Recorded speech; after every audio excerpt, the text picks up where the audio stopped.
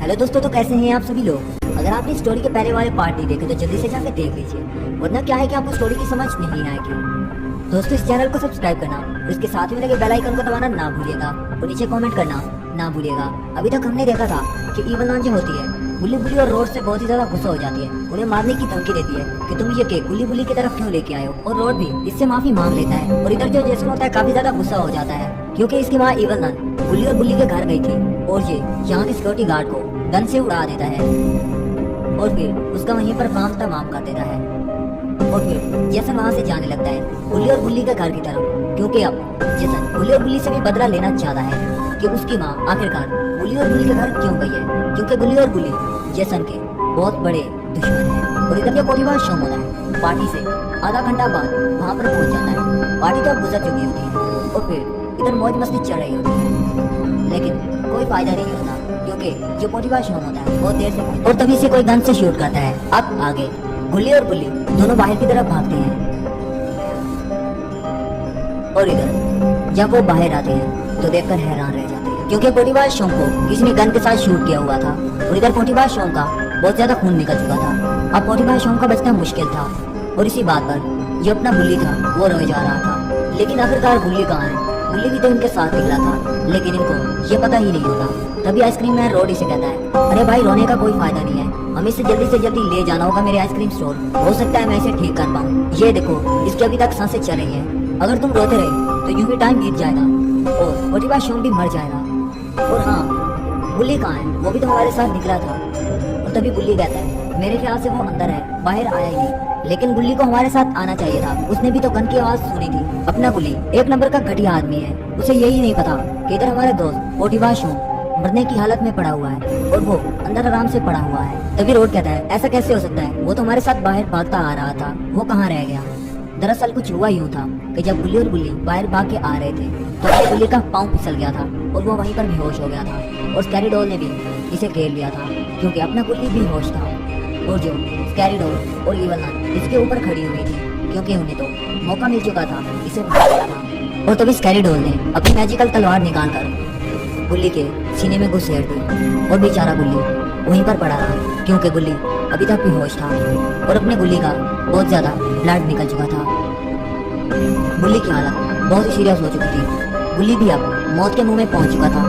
और इधर जो जेसन था बुल्ली और रोड की बातें सुन रहा था और तभी जेसन वहां से भागने लगता है, लेकिन कुछ बड़ा ही अजीब होता है, कोई इसे गन के साथ शूट कर देता है। बुल्ली और रोड इधर देखते हैं, अरे ये तो अपना बाबा है जो कि यहाँ पर आ चुका है और वो एक के बाद एक फायर करता ही जाता है। अरे ये बाबा यहाँ पर कैसे आ गया, और जेसन था वो भी वहाँ पर छुपा हुआ था। बुल्ली और रोड को तो पता ही नहीं था।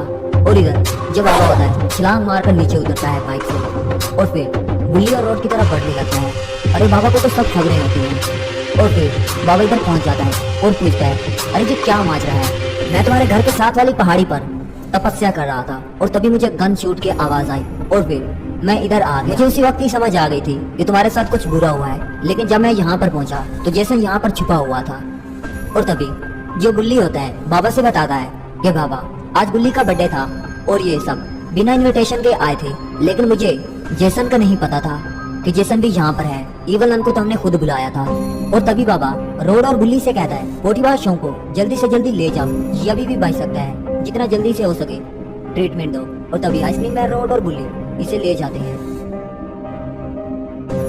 अब बात आ जाती है इवल नन की जो कि अंदर छुपी हुई थी। बाबा को तो सब खबर होती है कि अंदर कौन कौन है और फिर बाबा इधर आकर बाहर खड़े हो जाते हैं और वेट करने लगते हैं कि अंदर से कौन बाहर निकलता है। अरे ये तो अंदर से इवल नन निकली जो कि बाबा की तरफ भाग रही है, लेकिन ये क्या, इवल नन तो पटक कर नीचे गिर गई।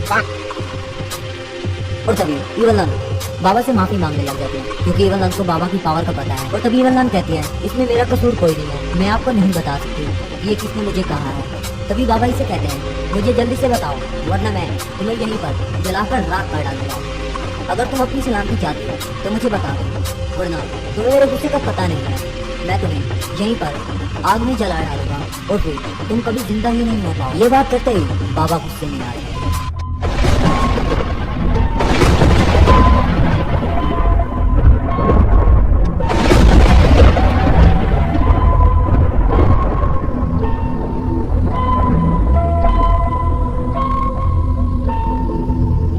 अरे बाबा ने तो इवन नन को सच्ची में चला डाला। और फिर बाबा घर की तरफ बढ़ने लगते हैं क्योंकि बाबा अब गुल्ली के बारे में जानना चाहते हैं। और तभी अंदर पहुंचकर बाबा कुछ ऐसा देखते हैं कि गुल्ली बेचारा मौत के मुंह में पड़ा हुआ होता है। लेकिन आखिरकार ये स्कैरी डॉल कहाँ गई? और फिर बाबा इसे ठीक करने लगते हैं और फिर बाबा खड़े हो जाते हैं। बाबा के इलाज के बाद गुल्ली ठीक होने लगता है और फिर गुल्ली उठकर खड़ा हो जाता है। और तभी गुल्ली बाबा से पूछता है, बाबा ये मेरी हालत किसने की? मैं बाहर भाग के जा रहा था, अचानक से ये मेरा पाँव स्लिप हो गया था और मैं वहीं पर गिर गया था। उससे आगे मुझे कुछ याद नहीं कि मेरे साथ क्या हुआ था। और तभी बाबा इसे बताते हैं ये सारा किया धरा इवन नन और स्कैरी डॉल का है। और तभी गुल्ली कहता है, स्कैरी डॉल वो तो कब की मर चुकी है, वो कहाँ से आ गई? और तभी जो बाबा होते हैं इसे बताते हैं, इवन नन तुम्हारे लिए गिफ्ट नहीं लाई थी, बल्कि वो तुम्हारे लिए स्कैरी डॉल पैक करके लाई थी जो कि यहाँ पर उसने छोड़ दी थी। और जेसन जो था उसने पोटीबाज शोम को गन के साथ शूट कर दिया। और तभी जो गुल्ली होता है वो पूछता है क्या पोटीबाज शोम की हालत कैसी है? और तभी बाबा कहते हैं उसकी हालत मैं अभी जाकर ठीक कर दूंगा, तुम तो ठीक हो चुके हो, लेकिन मुझे टेंशन स्कैरी डॉल की है कि आखिरकार वो कहाँ गई है, मुझे उसे ढूंढकर मारना होगा। लेकिन अच्छी बात तो ये थी गुल्ली बुल्ली और पोटीबाज शोम तीनों बच चुके थे और जेसन का भी खात्मा हो चुका था और साथ में इवन नन भी मर चुकी थी।